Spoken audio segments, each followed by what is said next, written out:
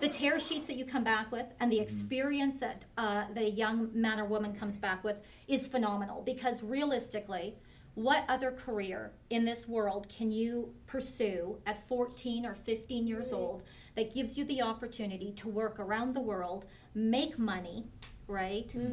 Which one? There's none, you know. And even when you graduate from high school and you go on to college, right, you have to pay, right, for a university degree in America, right? It's a lot of money, 60,000, 80,000, I don't know. It's very expensive here, right? And then there's still no guarantee that you're going to land the degree, and you still have to get the job. Yes, you still have to get the job, right? And so, I mean, with the modeling and the acting industry, I mean, there is a small investment. It's not anything compared to a university degree.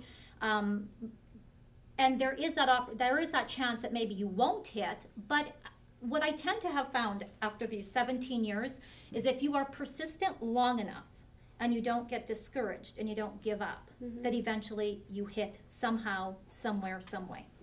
Yeah. Wonderful. Yeah. So do you feel like, because you said you were a model before you were an agent, do you feel that's given you any advantages to being an agent? Like yeah, definitely. I know how hard it is, right?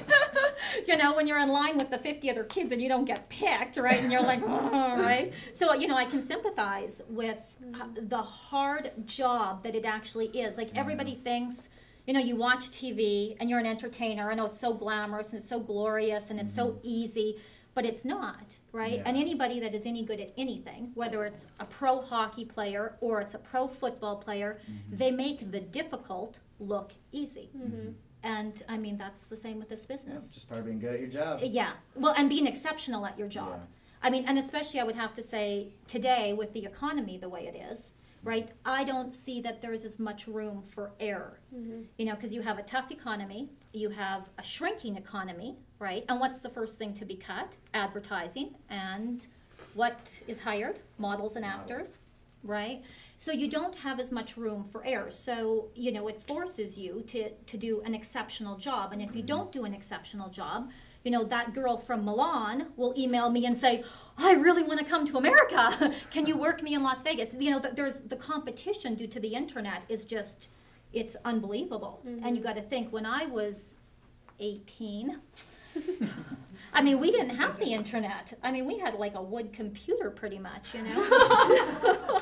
Serious, bicycle, pretty much, yeah. We had to pedal. I mean, you know, we didn't have this, you know, this access to clients or this access to agencies, you know. So the competition was definitely far less than what it is today. You're saying like how much hard work it is. I bet that weeds people out pretty fast. People who come in and they're like, oh, I want a model, and then they figure out how hard it's like, never mind. Yeah. I would have to say, well, it depending on how you're saying weeding them out. I mean, some people were made to work locally. You know, some people can take on the challenge of relocation and working nationally, say in New York or Los Angeles. Say if you start to really pick up and get a lot of work and you're like, you know, maybe it's time for me to relocate. And then there's others that can handle business internationally.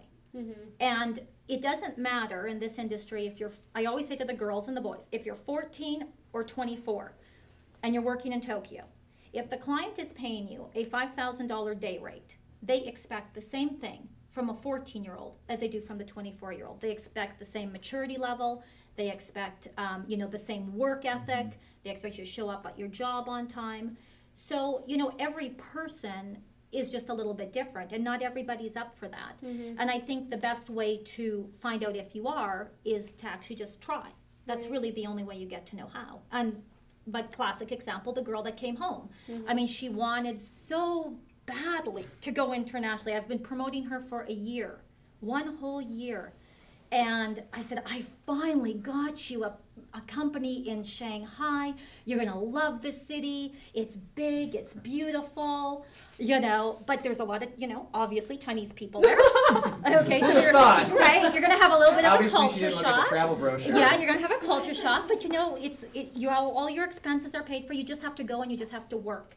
And, I mean, at the time, she thought it was going to be great. But then after getting there, and getting off the plane and getting into I call it a flat, you guys call it an apartment here, after getting into the flat, and then her first email, it was like, there's no hot water. And I was like, well, Wow. boil it. You know, it can be fixed, right? The problem can be solved. Kind of like going camping in the city. It is kind of like going camping in the city. Yes, but I said, but there's no bugs, right? Like, you know, because sometimes there's bugs and stuff like that. No bugs. Oh, well, then that's a bonus. So it depends, you know, you look must at. be treating her real good. Yes, that's exactly what I say. So it depends how you look at it. Is the glass half full or half empty? You know, and for her it was really empty. So she didn't like it, so she came home. And you know, where other kids can adjust and they like it and they can say, oh, this is quite an experience. You know, and for myself, I mean, I've always been that type of a personality. I love to travel. I love to meet people. I love to mix with the locals and get to know the local culture and what it's like in a state or in a country or in a province. And it's fascinating for myself, you know. But not everybody has that same sense of adventure. Yeah. Yeah. So it is a sense of adventure. So I know you have kids, right? No. You don't have any kids? No children. No children at all? No. It was career, family. No. No. Well, sounds like you have an incredible career. Yeah, I love my job. I love my career. And I realized at a relatively young age that I probably couldn't have both or be able to do both to this level. Okay, because you know, realistically, how on earth do you keep traveling and moving around? Yeah, exactly. You know, that's not really a sense of stability, or you know, and if you have children, I mean, that's not very realistic. So yeah, I knew that when I was in my early 20s. I was kind of like, oh, I really like this, and I really like to travel. Okay, but oh, well, that boyfriend's off the way because he doesn't want to travel. Okay, well, I'm going to keep traveling. So, Yeah, you know, good luck with you. Yeah, good luck. So, no, I figured that out at a very young age. So, but I am married, and my husband's somewhere here in the back. Give us a wave. Yes. You got yourself a heck of a woman. And it did take a crazy American to meet marry a crazy Canuck. So, yeah. But being And- so career-driven has brought you to where you are today and to writing this book. Yes, my little book.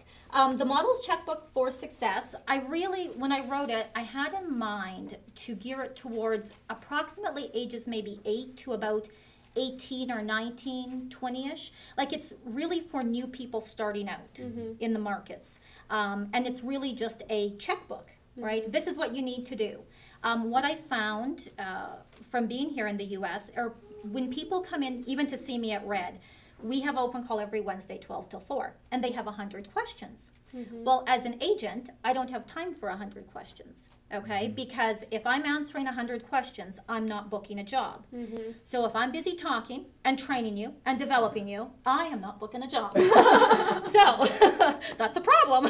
Simple solution. Simple solution. I thought, I'm going to just write a book, and then I can just say, you know what, you need to buy my book. Walk in, ask your question, just point to the stack of Yes, books. there you go. And that was actually really why I wrote it. So it's designed for small to medium-sized markets, and that's what created it. That was the whole thought. Wow. Yeah. And it's very direct, and I kind of thought, oh, you know what, there'll be a lot of kids out there. I can send it out to the schools. And, you know, there are some really good books online that you can order, and some of them are really lengthy to read.